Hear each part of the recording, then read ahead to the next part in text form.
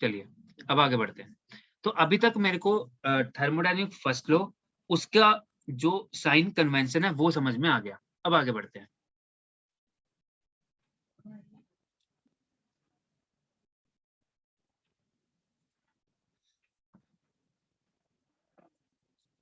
अब देखिए अब मैं आपको ये बताऊंगा कि जब हम work done on the system, work done by the system बोलते हैं, तो वो 1 मिनट के लिए देख लेते हैं वो होता कैसे है। आपको पता है कि पिस्टन ऊपर नीचे मूव करेगा, उसका कुछ क्रॉस सेक्शन होगा एरिया ए, और अंदर जो आपका गैस है उसमें प्रेशर होगा पी।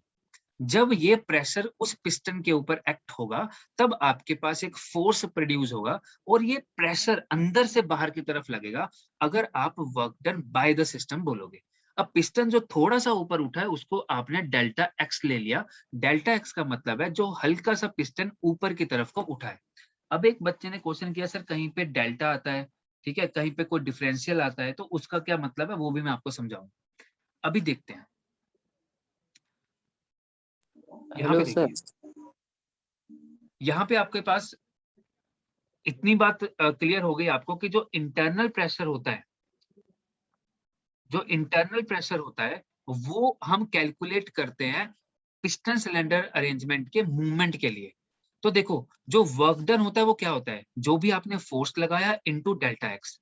अब फोर्स क्या है वो आपको दिख रहा है, प्रेशर इनटू एरिया। अब एरिया इनटू डेल्टा एक्स को मर्ज कर लो। एरिया और डिस्टेंस क्या आपको बताता है, वॉल्यूम। क्लियर। तो एरिया इंटू डेल्टा एक्स अगर वॉल्यूम बताता है, तो यहाँ पे P इंटू ए डेल्टा एक्स की जगह हम डायरेक्टली क्या लिख सकते हैं, P into delta we.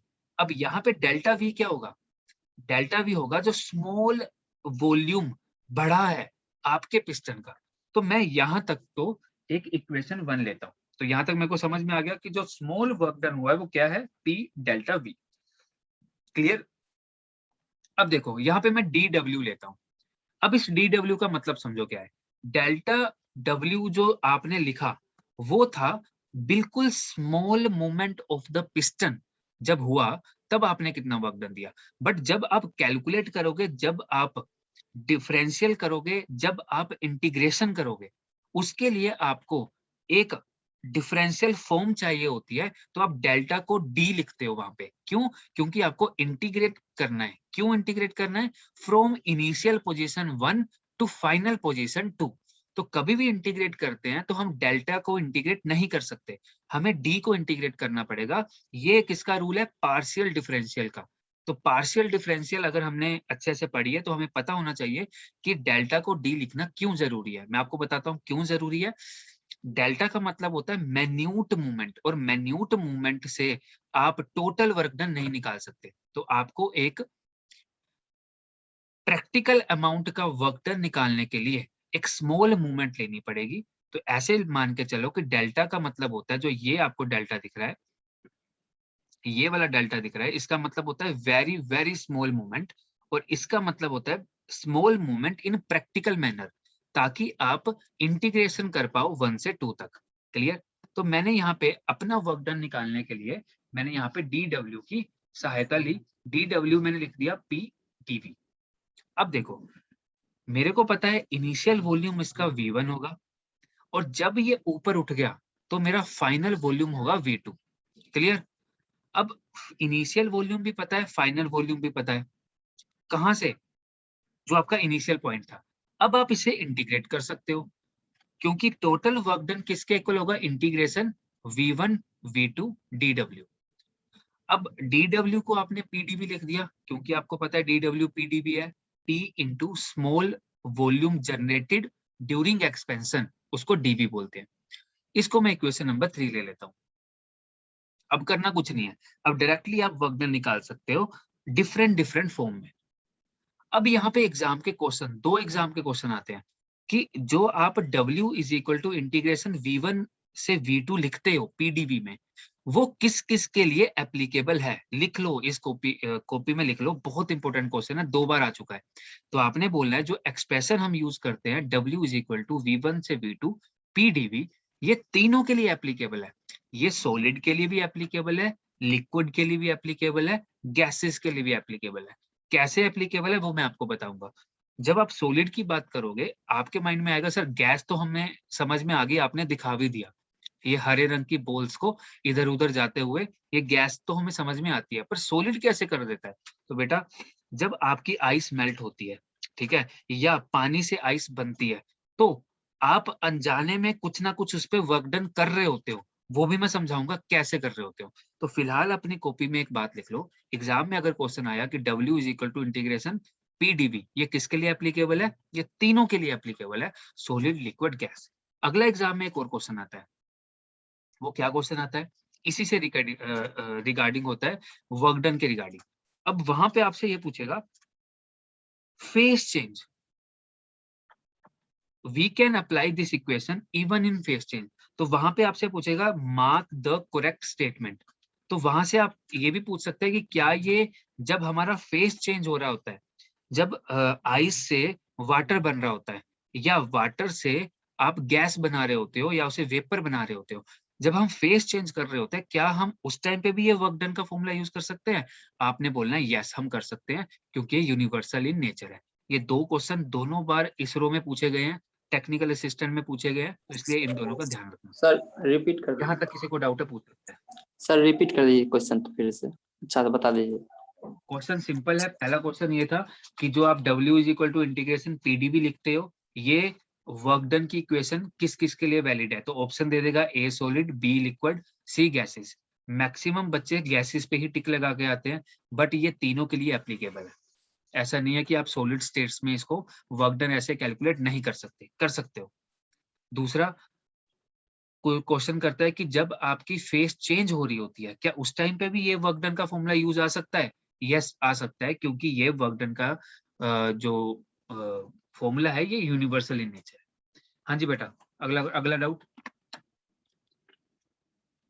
So solid के केस में सर डीवी तो 0 आएगा सर, क्योंकि वॉल्यूम तो सर कांस्टेंट रहता है सॉलिड में। हाँ बेटा, मैं तभी आपको बोला कि सॉलिड के केस में आप माइंड में ये सोच के चलो, जब आपकी आइस धीरे धीरे मेल्ट करती है, क्या उसका वॉल्यूम कांस्टेंट रहता है? No sir. नो सर, ये तो फेस चेंज के टाइम हो गया ना सर। हाँ, तो बेटा जब आप सॉलिड की बात करोगे तो फेस चेंज साथ में लेके काम करोगे। Okay sir. और जब लिक्विड की बात करोगे तो आप बोलोगे सर लिक्विड तो इनकम्प्रेसिबल इन नेचर होता है ना?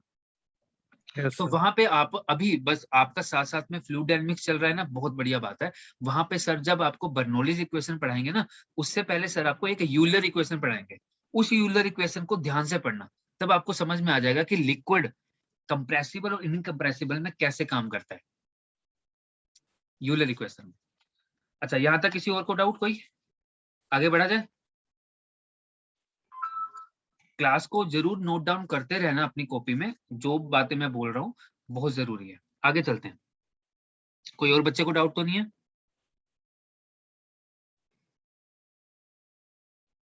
चलिए, अब देखो, वर्क डन का फॉर्मूला समझ में आ गया, वर्क डन ये कहाँ कहाँ एप्लीकेबल है वो समझ में आ गया। अभी मैं आपका ना एक न्यूमेरिकल भी करवाऊंगा। अब देखो, जब भी हम वर्क डन करते हैं, मैंने पिस्टन को नीचे दबाया या पिस्टन को ऊपर किया, तो P और V चेंज तो हो ही रहे हैं, वॉल्यूम चेंज हो रहा है तो प्रेशर चेंज हो रहा है। तो मैं क्या करता हूँ, एक ग्राफ बनाता हूँ PV के बीच में। अब एक बात ध्यान में रखना, जब भी आप सिलेंडर को कंप्रेस कर रहे हो, या सिलेंडर को बाहर की तरफ को एक्सपैंड हो रहा है आपका, तो वो कोई ना कोई equation of the line curve जरूर देगा आपको। तो जब भी आपके पास इक्वेशन ऑफ कर्व हो, क्लियर, तो इक्वेशन ऑफ कर्व में मान लो V1 से V2 आपका वॉल्यूम जो है वो बढ़ा, बढ़ा तो एक्सपेंशन हुई होगी। तो अब इस एक्सपेंशन के दौरान जब V1 से V2 हुआ, अगर आप एरिया इसके अंडर का कैलकुलेट कर लेते हो, तो आप क्या करोगे, आप वर्क डन कैलकुलेट कर सकते हो। तो area under PV work done होता है। अब आप सभी के पास पेन और कॉपी तो जरूर होगा, आई थिंक सो। तो मेरे साथ एक न्यूमेरिकल सोल्व करते हैं।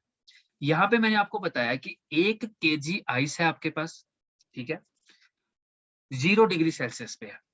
अब वो वाटर की फॉर्म में मेल्ट कर रही है। अब आपको पता है जब भी वाटर की फॉर्म में मेल्ट करेगी वो 0 डिग्री सेल्सियस पे ही मेल्ट करेगी, ठीक है, ये आप सभी को पता है। किसी को डाउट तो नहीं है इसमें, क्योंकि मैंने आपको बताया था ये बात कि कभी भी आइस जब मेल्ट करती है तो बेटा वो खुद तो 0 डिग्री सेल्सियस पे होती है। जब तक वो मेल्ट हो रही है, जब तक वो पूरी पानी नहीं बन जाती, तब तक वो 0 डिग्री सेल्सियस पे ही रहेगी। वो जो हीट ले रही है उस हीट को क्या बोलेंगे बताओ? Sensible heat, latent heat. Latent heat, हाँ। Phase change. बेटा कभी भी ध्यान में रखना, फेज चेंज हो रहा हो, टेम्परेचर नहीं बढ़ रहा है, तब उसको आप लेटेंट हीट बोलोगे। बट अगर टेम्परेचर बढ़ रहा है तब उसको आप सेंसिबल हीट बोलोगे। अब यहाँ पे मैंने आपको बोला एक आइस है 0 डिग्री सेल्सियस पे, क्लियर? अब वो वाटर बन रही है, वाटर बनने के टाइम पे भी वो 0 डिग्री सेल्सियस पे है, तो इसका मतलब ये लेटेंट हीट की बात कर रहा है, क्योंकि टेम्परेचर नहीं बढ़ा बट फेज चेंज हो गया। Eight normal atmospheric pressure what is the change in the internal energy, ये आपको निकालना है। गिवन क्या क्या है? डेंसिटी दी है आइस की और वाटर की, आइस की दी है और वाटर की दी है। लेटेंट हीट ऑफ फ्यूजन दिया हुआ है इतना। अब मैं आपको बता दूं, लेटेंट हीट ऑफ फ्यूजन का मतलब है जब आपकी आइस मेल्ट कर रही है तब क्या हो रहा है। तो मैं आपको सिर्फ ये मैक्सिमम 35 सेकंड का क्वेश्चन है, अगर आप करोगे तो। मैं पहले आपको मौका दे रहा हूं 1 मिनट का।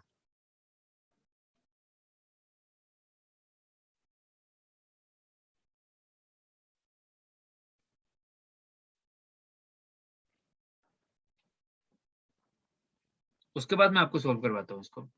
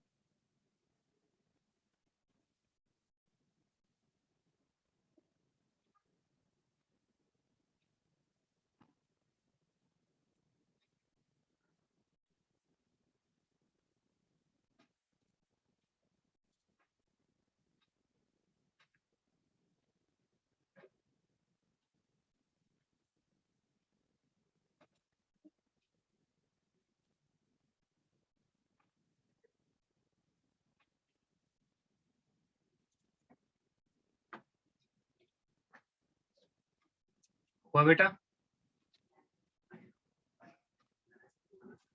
नहीं बन रहा सर। सर दिमाग में काम कर रहा है। यस सर, मेरा भी दिमाग काम नहीं कर रहा है, कैसे अप्रोच लगाएं?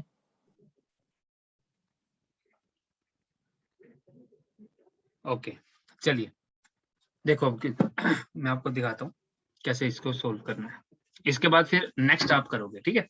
चलिए अब यहाँ पे देखो, आपके सामने एक आइस थी, इसको अप्रोच कैसे करें मैं आपको चले एनिमेशन के साथ ही दिखाता हूँ, और अच्छा लगेगा आपको।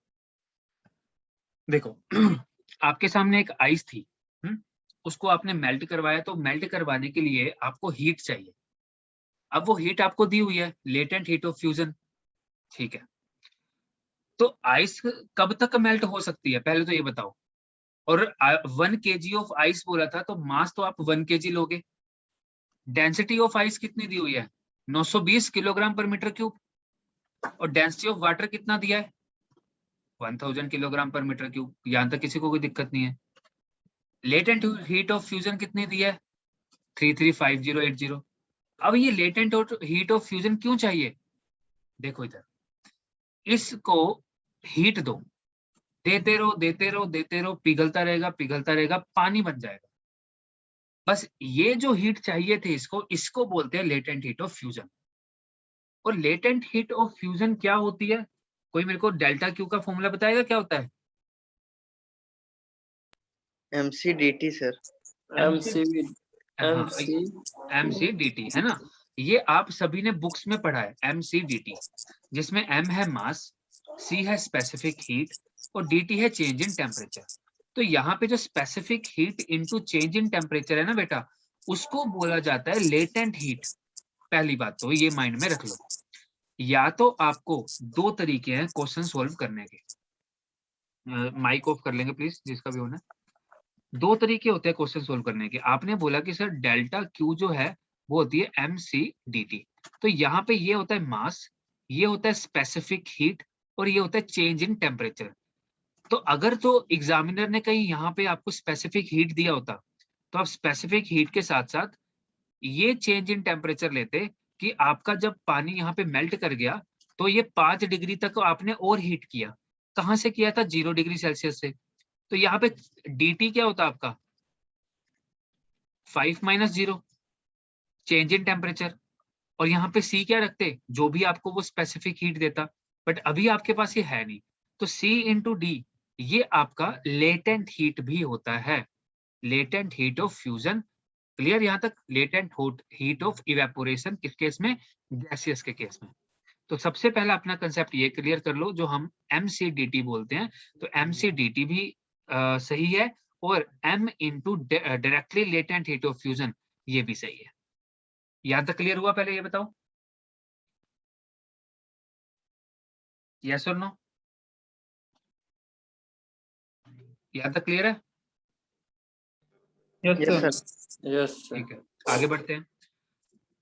जब मैं आपसे बोलूंगा तभी आप बोलिएगा। है अब देखो, डेल्टा क्यू आपके पास क्या है? m into latent heat. कर दो, मास पता है, लेटेंट हीट पता है। ये कौन सी हीट है? जो आइस ने एब्जॉर्ब की। चलो डेल्टा क्यू आपके सामने आ गया, इक्वेशन भी आपको पता ही है क्या है पूरी। अब उस इक्वेशन में वर्क डन भी होगा। अब सबसे पहले वॉल्यूम ऑफ द आइस को देखो, क्या हो रहा है वॉल्यूम ऑफ आइस के साथ। मैं आपसे पूछूं कि आपको किसी चीज का वॉल्यूम निकालना है, तो ये मैं सिंपल चीजें आपके साथ डिस्कस भी करना चाह रहा हूँ।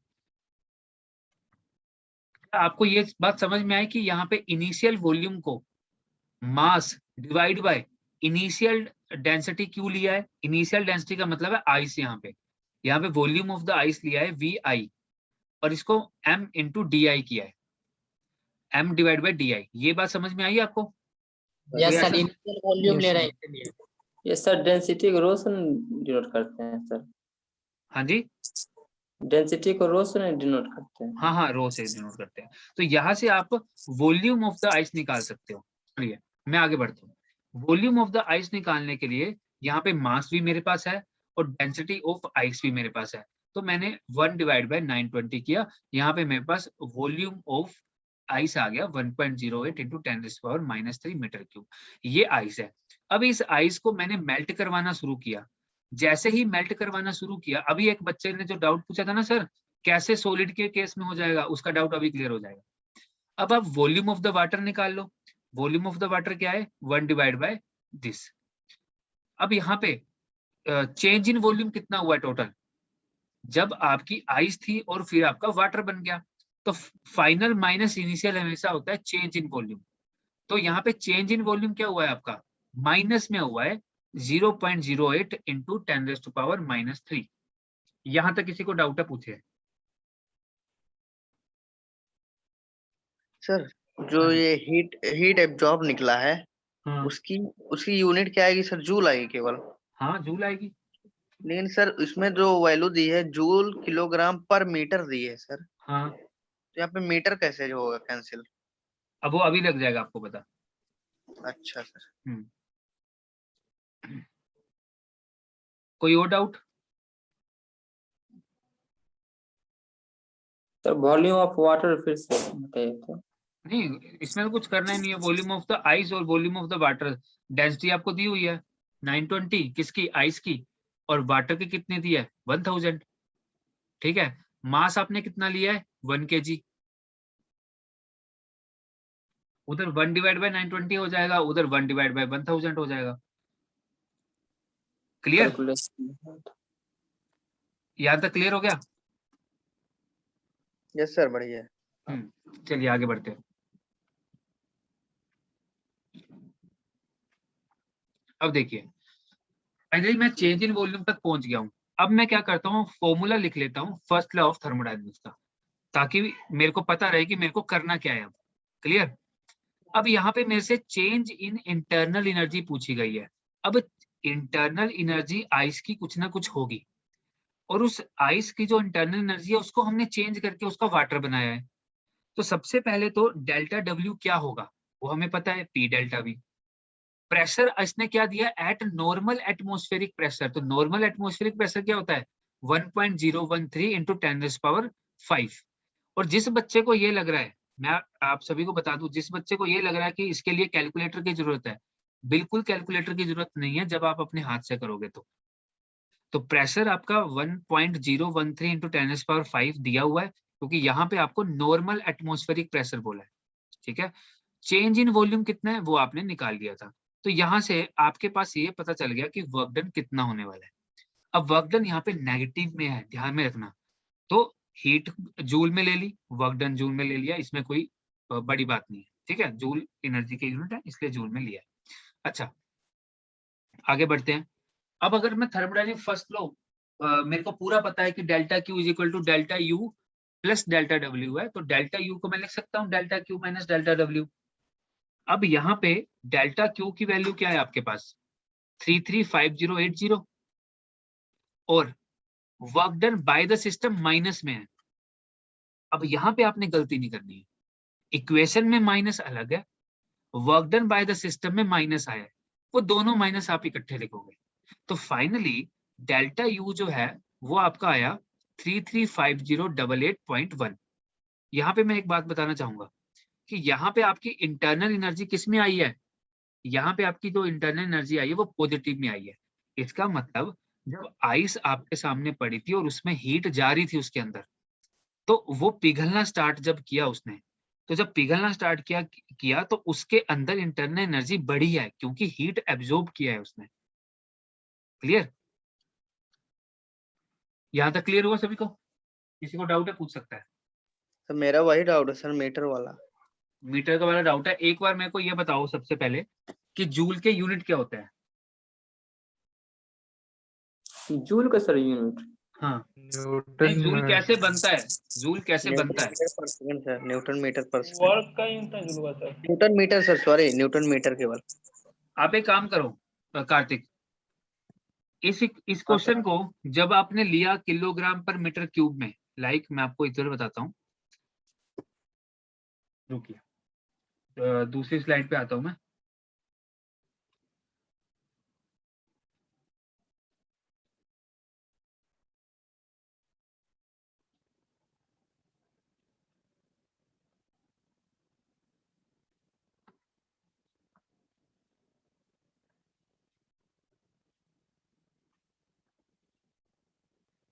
तो कई बार होता है ना क्वेश्चन, अगर हम करने लगते हैं तो यूनिट से बन जाता है वो। हाँ, यूनिट से आराम से बन जाएगी, कोई दिक्कत वही नहीं है। यहाँ पे लेकिन देखो, वो मीटर वाली प्रॉब्लम दे रही थी।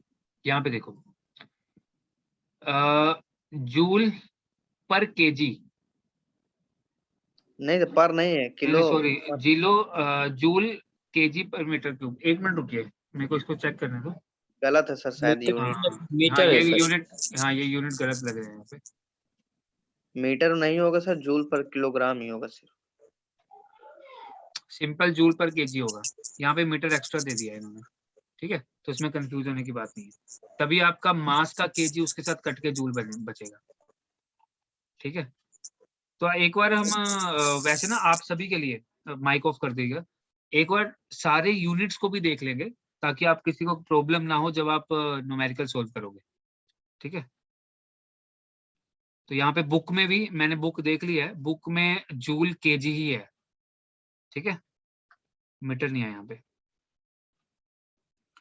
तो मेरे को बताओ, जब आपका माइंड काम नहीं किया और अब आपने क्वेश्चन देख लिया, तो अब आपको कैसा लग रहा है, क्या हो सकता था सोल्व ये? बहुत ही इजी लग रहा है सर। बस वही है, क्वेश्चन को अप्रोच कैसे करना है, ये तो जस्ट एक हिंट दिया है आपको। करेंगे क्वेश्चन, बैठ के करेंगे आराम से एक बार। ठीक है, आप सभी को क्वेश्चन दे देंगे, आप खुद भी सोल्व करके आइएगा और फिर साथ में क्लास में भी करेंगे, तो डरने की जरूरत नहीं है क्वेश्चन से। Yes sir. ठीक है, अब मैं थोड़ा सा यहीं पे इसको पोज कर रहा हूँ, बाकी मैं थोड़ा सा आपको ना फर्स्ट लव थर्मोडायनेमिक्स को हर तरह से दिखाना चाहता हूँ ताकि आपके न्यूमेरिकल ना बीच में अटके कभी भी। यहाँ पे देखो, अगर मैं थर्मोडायनेमिक फर्स्ट लॉ की बात करूं तो यहाँ पे देखो, आपका जो ये एक सिस्टम था, ठीक है, इस सिस्टम को चारों तरफ मैंने एडियाबैटिक वॉल के साथ अटैच कर दिया था। ये एडियाबैटिक वॉल है। अभी एक बच्चे ने क्वेश्चन किया था एडियाबैटिक वॉल और डायथर्मिक वॉल का, उसको बता दूं, इसके बाहर कभी हीट नहीं जाएगी, ना तो इसके अंदर हीट आएगी, तो उसको क्या बोलते हैं? एडियाबैटिक वॉल, जहां हीट एक्सचेंज नहीं होती। आपने क्या किया, आपने ना यहाँ पे एक थर्मोमीटर लगाया और यहाँ पे पानी था, ठीक है, आपने यहाँ पे एक पैडल वर्क किया, इसको घुमाया। आप मेरे को बताओ, जब यहाँ पे आप पैडल वर्क करोगे तो इसका टेम्परेचर इंक्रीज होगा या डिक्रीज होगा? अगर इनिशियल Increase टेम्परेचर होगा, T1 है तो इंक्रीज होगा। इंक्रीज होगा। इंक्रीज होगा, तो आपका टेम्परेचर T1 से T2 पहुंच गया। क्लियर? अच्छा, अब मैंने क्या किया, ये दुकान अपनी बंद कर दी, अगली दुकान खोली। यहां पे मैंने एडियाबैटिक वॉल 3 तरफ लगाई। यहाँ पे एडियाबैटिक वॉल क्यों लगाई थी? कि जो भी हीट जनरेट हो इसकी वजह से वो अंदर ही रहे। यहाँ पे मैंने 3 तरफ से एडियाबैटिक वॉल लगाई, यहां से मैंने हीट किया इसको, और यहाँ पे मैंने टेम्परेचर लगा दिया। अब मैंने क्या किया, यहाँ पे टेम्परेचर सबसे पहले जो यहाँ T1 था वो भी यहाँ पे भी T1 था। यहाँ मैंने पैडल की हेल्प से T2 पहुंचाया, यहाँ मैंने हीट दे के T2 पहुंचाया। क्लियर हुआ यहाँ तक यस सर। सभी को? Yes sir. ठीक है। अच्छा, मेरे को पता होगा कि मैंने कितनी हीट दी है इसको इस पर्टिकुलर टेम्परेचर तक पहुंचाने के लिए, यस या नो? यस सर, पता होना होगा। पता होगा, ठीक है। अब मैंने क्या किया, इस वाले सिस्टम को उठाया, या एक काम करो, अब ये पहला केस ले लो, ये दूसरा केस ले लो। क्लियर? अब मैंने क्या किया, एक बड़ा सा चैम्बर लिया, इसमें पानी था, ठीक है, यहां पे टेम्परेचर T1 से आपने T2 पहुंचाया, उसके बाद इस सिस्टम को उठाओ और इस पानी में डाल दो। जैसे आपने इस पानी में डाला तो आपने ये सारी एडियाबैटिक वॉल हटा दी यहां से, तो मेरे को बताओ ये अंदर का बाहर जाएगी हीट, यस या नो? Yes sir. यस क्योंकि सर। जो बाहर sir. वाला है उस बाहर वाले का भी टेम्परेचर T1 ही है, तो गारंटीड है अंदर से हीट बाहर जाएगी, यस और नो? Yes sir. ठीक है। अब मैंने क्या किया, जितनी हीट यहां से बाहर गई क्यू, वो मैंने नोट डाउन कर ली। क्लियर? अब देखो हुआ क्या, जैसे मैंने सारी हीट बाहर निकाल दी, ये दोबारा से T1 टेम्परेचर पे पहुंच जाएगा सारा सिस्टम, यस यस? सर। ठीक है। अब इस केस स्टडी को अगर मैं ध्यान से देखूं तो क्या है, क्या ये एक साइक्लिक प्रोसेस है?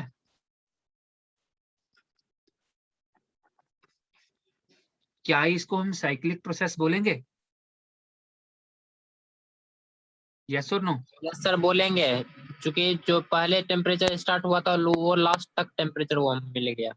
हाँ, तो दोबारा हम इनिशियल कंडीशन पे पहुंच गए। अब यहाँ पे मेरे साथ रहना, क्योंकि आज हम थर्मोडायनेमिक फर्स्ट लॉ को सभी एंगल से देख लेंगे ताकि एग्जामिनर हमें कभी कंफ्यूज ना कर पाए। अगर एग्जामिनर आपको बोलता है कि बेटा साइक्लिक प्रोसेस के लिए थर्मोडायनेमिक फर्स्ट लॉ बताओ, तो आप क्या बोलोगे? आप बोलोगे जितनी भी हीट मैंने दी, कंप्लीट हीट साइक्लिक प्रोसेस में, वो मैं कंप्लीटली वर्क डन में चेंज कर सकता हूं। क्यों? क्योंकि आपने देखा जब मैंने पैडल वर्क किया तो मैंने T1 से T2 टेम्परेचर पहुंचाया, तो इसके अंदर कुछ ना कुछ तो हीट जनरेट हुई होगी। दूसरे केस में मैंने हीट से वो वाला टेम्परेचर पहुंचाया, तो चाहे मैं वर्क डन से वो वाला टेम्परेचर पहुंचाऊं, चाहे हीट देने से वो वाला टेम्परेचर पहुंचाऊं, तो दोनों की एनर्जी अगर साइक्लिक प्रोसेस है तो सेम है, तो चाहे मैं पूरी की पूरी हीट, ये जो डेल्टा क्यू दिख रहा है, तो जो भी आप साइक्लिक प्रोसेस में हीट को एक्सचेंज करोगे वो वर्क की फॉर्म में भी एक्सचेंज हो सकता है, बट शर्त क्या है, साइक्लिक प्रोसेस होना चाहिए। यहां तक क्लियर हुआ? यस और नो? Yes sir. ठीक है, साइक्लिक रहेगा तभी बराबर होगा ना, साइक्लिक रहेगा तभी बराबर होगा। तो एग्जामिनर अगर आपसे पूछता है कि in the case of cyclic process, ठीक है, बिकॉज आप डायरेक्टली लिखोगे कि if we concentrate on the system 3 then we find that, हमने क्या देखा कि heat comes out from the system, heat comes, जो भी आप लिखोगे एग्जाम में ऐसा लिखोगे, the heat come out of the system, then system temperature again going to initial temperature. It means that this is the cyclic process. तो cyclic process के case में पूरा heat exchange जितनी भी हुई होगी, heat interaction in cyclic process is equal to work done in the system. ठीक है? अच्छा, अगर ये बात आपको क्लियर आती है तो अब आप एक स्टेप आगे बढ़ो। तो मैंने पहला रूप तो देख लिया, थर्मोडायनेमिक्स फर्स्ट लॉ का पहला रूप देख लिया। अब मैं आपको दूसरा रूप दिखाता हूँ। उसके लिए मेरे को आपको सिर्फ एक चीज पहले बतानी पड़ेगी जो आपने कभी 12th क्लास में पढ़ा होगा। आप एक बात बताओ, आप इस पॉइंट से चले हो, यहां तक पहुंचे, ये इनिशियल कंडीशन थी या फाइनल कंडीशन थी? तो मैं आपको बोलूं आप पूरा कितना चले, तो आप इंटीग्रेशन करते हो 1 से 2 तक, यस और नो? Yes sir. अच्छा, अब मैं आपसे पूछता हूं, आप यहां से चले हर जगह, वापस यहां पहुंच गए, मान लो ये पॉइंट फंक्शन है, ये पॉइंट फंक्शन कुछ भी हो सकता है, इंटरनल एनर्जी हो सकता है, कुछ भी हो सकता है, ये पॉइंट फंक्शन है। तो अगर मैं इंटीग्रेशन करूं पॉइंट फंक्शन की साइक्लिक केस में, तो क्या आना चाहिए? Zero. Zero sir. Very good, बहुत बढ़िया। बस ये वाली मेरे को, ये वाली चीज आपको पहले पता होनी चाहिए थी। ये 12th क्लास का मैथ बताता है, जिसको नहीं पता वो एक बात याद में रख ले कि किसी का जीरो होता है, पॉइंट फंक्शन का साइक्लिक इंटीग्रल हमेशा जीरो होता है। जीरो होता है। चलिए, यस, तो हमने इस रूप को तो देख लिया कि ये delta Q is equal to delta W है साइक्लिक के केस में, ठीक है। क्या इस पूरे साइकिल के दौरान जो भी हुआ होगा, पूरी हीट इंटरेक्शन और पूरा वर्क इंटरेक्शन अगर आपस में जीरो है, अगर आपस में इक्वल है, तो मैं क्या लिख सकता हूं कि साइक्लिक के केस में Q माइनस W जीरो होगा, क्योंकि yes sir. Heat interaction work interaction के इक्वल है साइक्लिक के केस में। तो मैंने इसको ऐसा भी लिख सकता हूं कि cyclic integral of Q minus W is equal to zero. किसी को प्रॉब्लम यहां तक? No sir. किसी को भी? चलिए, बहुत बढ़िया। अब आपने बोला कि sir cyclic integral of any point function is equal to zero होता है, ये आपने मेरे को बताया। तो क्या मैं बोल सकता हूं कि cyclic integral of any point function is equal to zero? तो क्या Q माइनस डब्ल्यू ये कोई एक पॉइंट फंक्शन के इक्वल होगा? बिल्कुल सर। ठीक है, पाथ फंक्शन है सर, नहीं, Q खुद में पाथ फंक्शन है, और W खुद में W W खुद पाथ फंक्शन है, ठीक है। बट अगर आप बोल रहे हो कि साइक्लिक माइक ऑफ करो, आपने बोला कि cyclic integral of any point function is zero, ये आपने बोला। तो मेरे को बताओ, अगर मैंने ये लिखा है तो साइक्लिक इंटीग्रल अगर जीरो है तो पक्का ये तो एक पॉइंट फंक्शन होगा ना पूरा, क्यू पाथ फंक्शन है, डब्ल्यू पाथ फंक्शन है, बट इनका कॉम्बिनेशन है क्यू माइनस डब्ल्यू, ये पूरा तो पॉइंट फंक्शन होगा ना कोई ना कोई, यस और नो? कॉम्बिनेशन है point yes sir, function. Point होगा फंक्शन सर, होगा। होगा। Internal energy. ठीक है। अब देखो, अगर आपने बोला कि साइक्लिक इंटीग्रल किसी पॉइंट फंक्शन का 0 होता है, तो यहाँ पे अगर साइक्लिक इंटीग्रल है और वो 0 है तो पक्का ये एक पॉइंट फंक्शन के इक्वल होगा। तो लिख देते हो पॉइंट फंक्शन के इक्वल। देखो यहाँ पे देखो, आप लिख सकते हो इस इक्वेशन को मैं आगे लिख रहा हूं कि अगर आप वेरी वेरी स्मॉल हीट देते हो और वेरी वेरी स्मॉल W मिलता है, तो वो किसके इक्वल होगा? किसी एक पॉइंट फंक्शन के। ये गारंटीड हो गया। अब साइंटिस्ट ने बोला कि इस पॉइंट फंक्शन को क्या नाम दूं, तो इसने बोला एक काम करते हैं, इसको एक नाम दे देते हैं इंटरनल एनर्जी। ठीक है, इसको एक नाम दे दिया इंटरनल एनर्जी। तो अगर ये स्मॉल साइकिल के लिए है, तो मैं अगर कंप्लीट साइकिल के लिए बोलूं,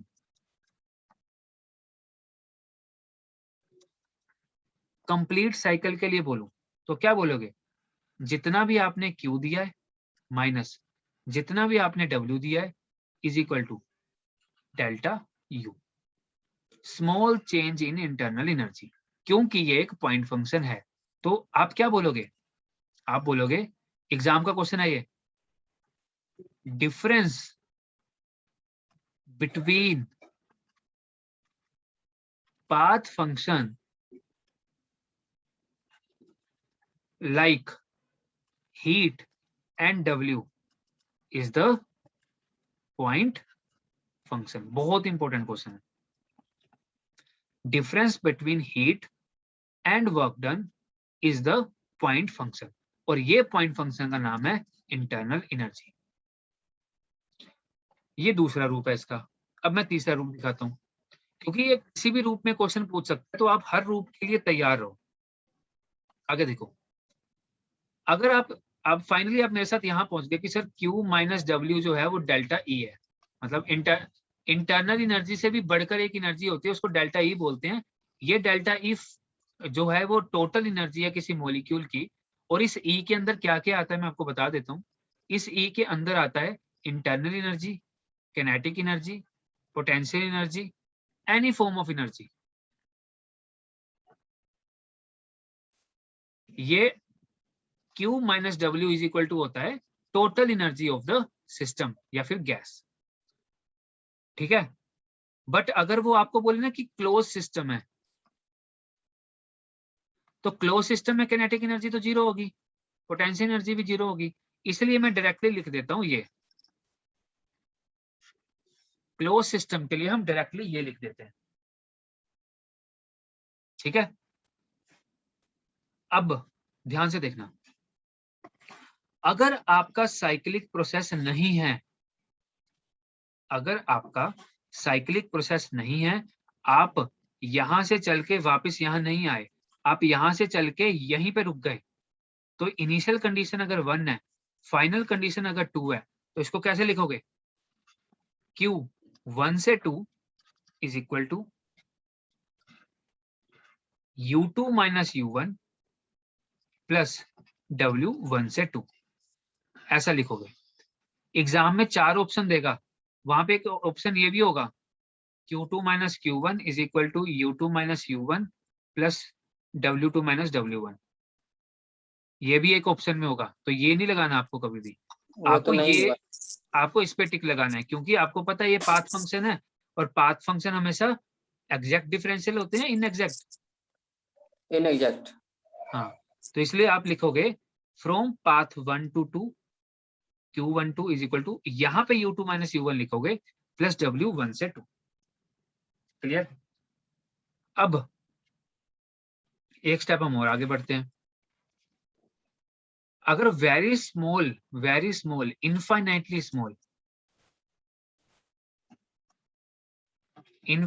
स्मॉल प्रोसेस की बात हो रही है, तो delta Q is equal to DU plus delta W होगा।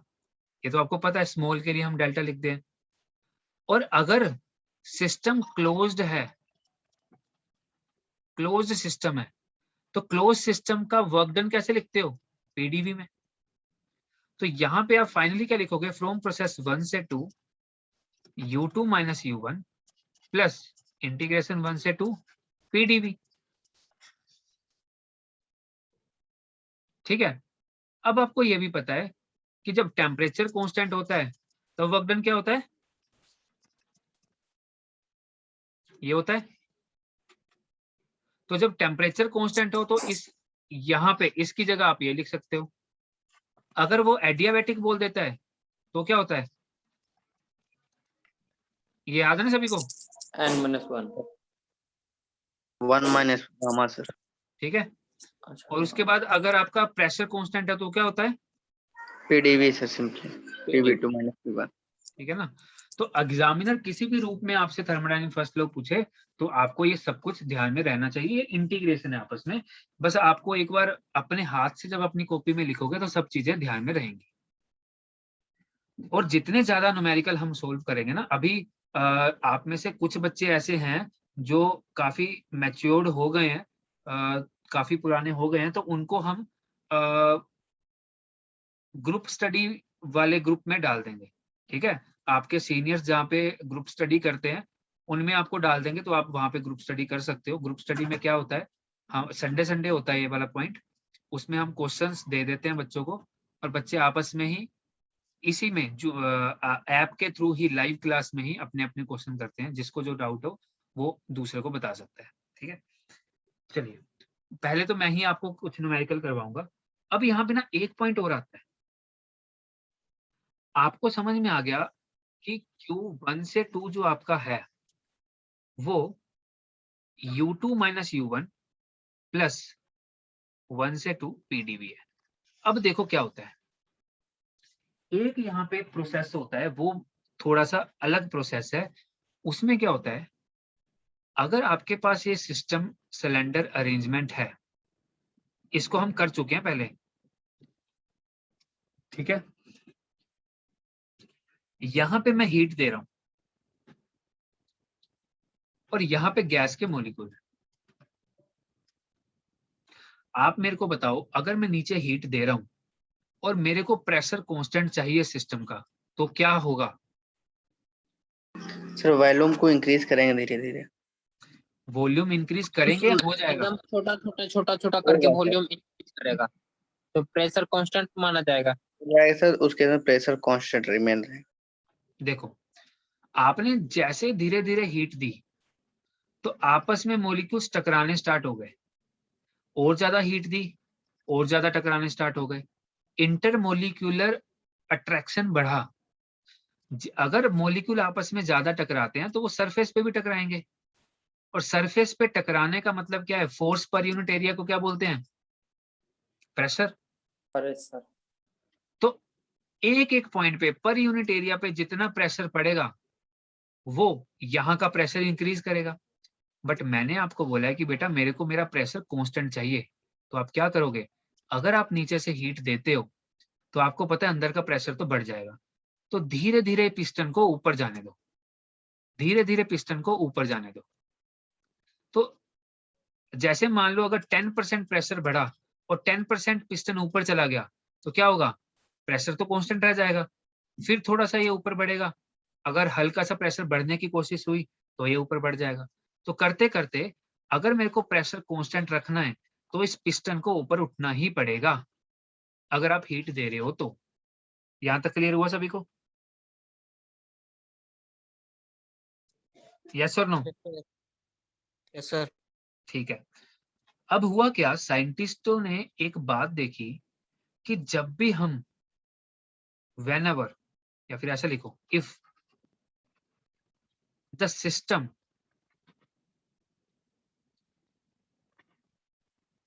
receive heat and doing work, कौन सा work? PDV work, at constant pressure, अब यहाँ पे साइंटिस्ट को एक दिक्कत आनी स्टार्ट हो गई। ये देखो, जो हमारा आज का लेक्चर है ना बेटा, ये बहुत इंपॉर्टेंट है, क्योंकि इसका एक एक पॉइंट बड़ा इंपॉर्टेंट है, क्योंकि मैं चाह रहा हूं कि आपका ना कंसेप्ट क्रिस्टल क्लियर रहे। तो ध्यान से देखो इस बात को। जब हमने थर्मोडायनामिक फर्स्ट लॉ पढ़ के खत्म किया, तब साइंटिस्ट को एक बात समझ में आई कि जब हम सिस्टम को हीट देते हैं और उससे वर्क लेते हैं, और उस टाइम पे अगर प्रेशर कांस्टेंट है, तब एक अलग चीज हो रही है। अलग चीज क्या हो रही है? देखो, अलग चीज ये हो रही है कि वो सिस्टम क्या कर रहा है।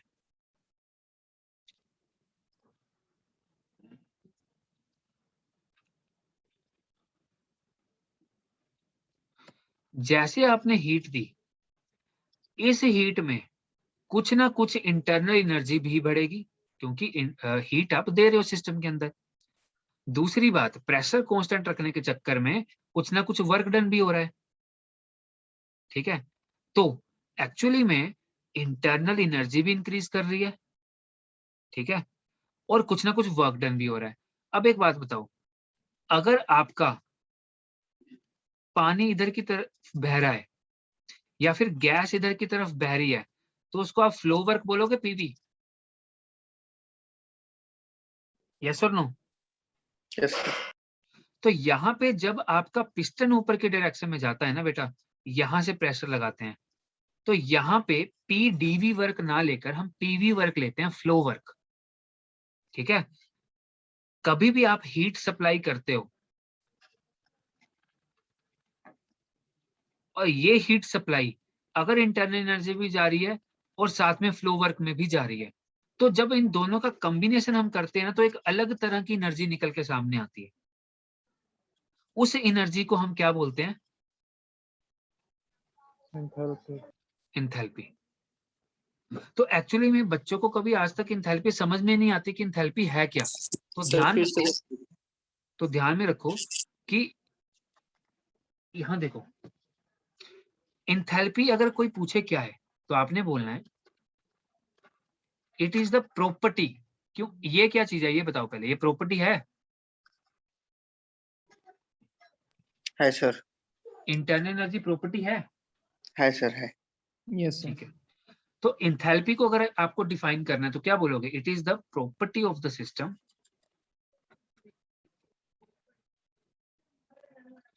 Equal to internal energy plus product of PV. अब इसको समझना कि जब आपने हीट दी थी, तब उस हीट का कुछ हिस्सा तो इंटरनल एनर्जी ने ले लिया अपनी एनर्जी बढ़ाने के लिए, तो एक तो वो एनर्जी हो गई। दूसरा, जब हमारा फ्लो ऊपर की डायरेक्शन में जा रहा है, क्योंकि जैसे जैसे आप हीट देते चले जाओगे, पिस्टन ऊपर की तरफ को उठेगा। अब पिस्टन ऊपर की तरफ को उठने का मतलब क्या है? वही चीज जो मैंने आपको सिखाई थी कि अगर गैस इधर से इधर जा रही है या वाटर इधर से इधर जा रहा है, आप सभी को कुछ हिस्सों में तोड़ लो। तो मैंने आपको क्या बताया, जब ये इसको धक्का देगा तो कुछ ये अपने पास एनर्जी रख लेगा, कुछ आगे बाईपास कर देगा, फिर अपने पास एनर्जी रख लेगा, कुछ आगे बाईपास कर देगा।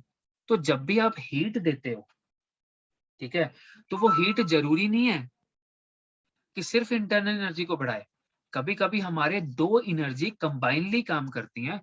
तो जब भी हमारी दो एनर्जी कंबाइनली काम करती हैं, एक तो फ्लो वर्क वाली एनर्जी और दूसरी इंटरनल एनर्जी, इन दोनों की वजह से जब हम काम करना स्टार्ट कर देते हैं, तब हम एक नई एनर्जी का नाम देते हैं, उनका नाम है एंथैल्पी। अब एंथैल्पी एक्चुअल में एक नया चीज कुछ नहीं है। साइंटिस्टों ने बोला कि अगर तो अकेला इंटरनल एनर्जी से काम हो रहा होता तब तो ठीक है, अगर अकेला फ्लो वर्क से काम हो रहा होता तब तो ठीक है, बट कॉम्बिनेशन से जो एनर्जी बन रही है उसको मेरे को कोई नाम देना पड़ेगा। बस इनके कॉम्बिनेशन को एक नाम दे दिया, उसका नाम रख दिया हमने एंथैल्पी। ठीक है, तो कभी भी कॉम्बिनेशन अगर आपको यूज करना है तो एंथैल्पी वर्ड यूज करोगे। ठीक है, अभी एंथैल्पी जो है वो लगभग आपको 60 to 65% समझ में आ गई है। थर्मोडायनामिक फर्स्ट लॉ आपको 100% समझ में आ गया है। अब कल फुली सिर्फ और सिर्फ न्यूमेरिकल होंगे क्लास में, किस किस के? थर्मोडायनामिक फर्स्ट लॉ के और एंथैल्पी के। जो थोड़ा सा आपका डाउट रह गया है एंथैल्पी के लेके और फर्स्ट लॉ को लेके, वो कल न्यूमेरिकल लेके कंप्लीट हो जाएगा, ठीक है। पर जो मैंने आज लेक्चर लिया है, इस लेक्चर को एक बार दोबारा जरूर देख लेना, एक एक पॉइंट को जो मैंने बोला है, क्लियर। और कल थोड़ा तैयार होके आना न्यूमेरिकल के लिए। कल मैं ही लूंगा क्लास आपकी, फ्लूइड की नहीं होगी, ठीक है बेटा। सर ऐप का वीडियो प्लेयर थोड़ा वो इम्प्रूव तो कर बेटा दीजिएगा। अभी आप फिलहाल जब ये लेक्चर आपका है ना, इस लेक्चर को आप एक बार दोबारा पूरा ही ले लो। उसके ऊपर काम चल रहा है, वो कब तक होगा उसको कुछ नहीं बोल पाएंगे अभी, है ना।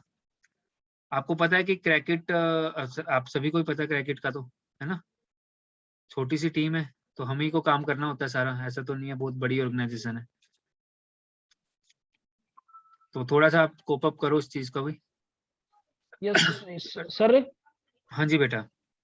सर मैं से बोल रहा था, आईसी इंजन में एक क्वेश्चन था सर, उसमें ऐसे बोल रहा था कि जो इंटरनल कंबशन होता है ना सर, हाँ जी बेटा। तो उसमें कौन सा लो होता है? 0th लो होता है, फर्स्ट लो होता है, या थर्मोडायनामिक कौन सा लो होता है इसमें? अच्छा, ये स्टूडेंट बताएगा कोई, फर्स्ट लॉ सर। और कोई स्टूडेंट?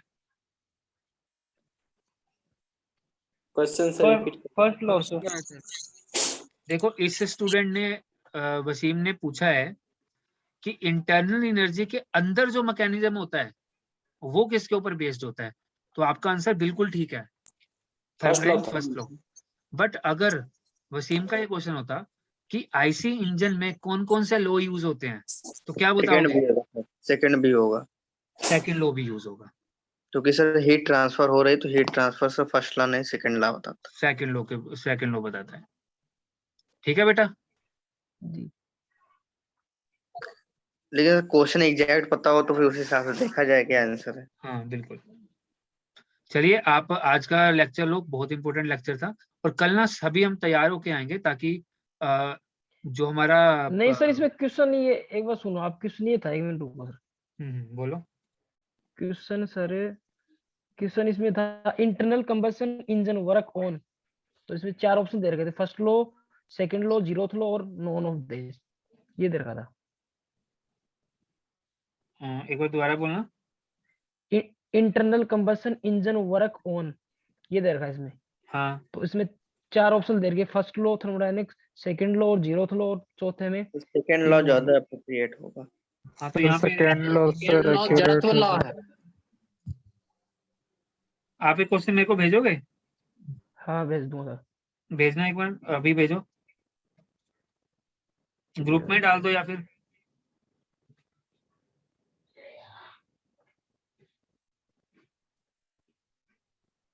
एक सेकंड। आपके बैच को लेके, जो आपके बैच को लेके हमारा एक व्यू है, वो सिंपल सा यही है कि आपको एसएससी जेई आरआरबी जेई से रिलेटेड, ऐसा नहीं है कि आपको सिर्फ एसएससी जेई ही करना है, ठीक है। हम कॉम्बिनेशन लेके चल रहे हैं। तो अभी जितने भी हमने पिछले 2017 से क्रैकेट चल रहा है, तो हमें कभी कभी खुद भी सीखने को मिलता है, अच्छा ये भी एग्जाम निकलता है क्या जेई का।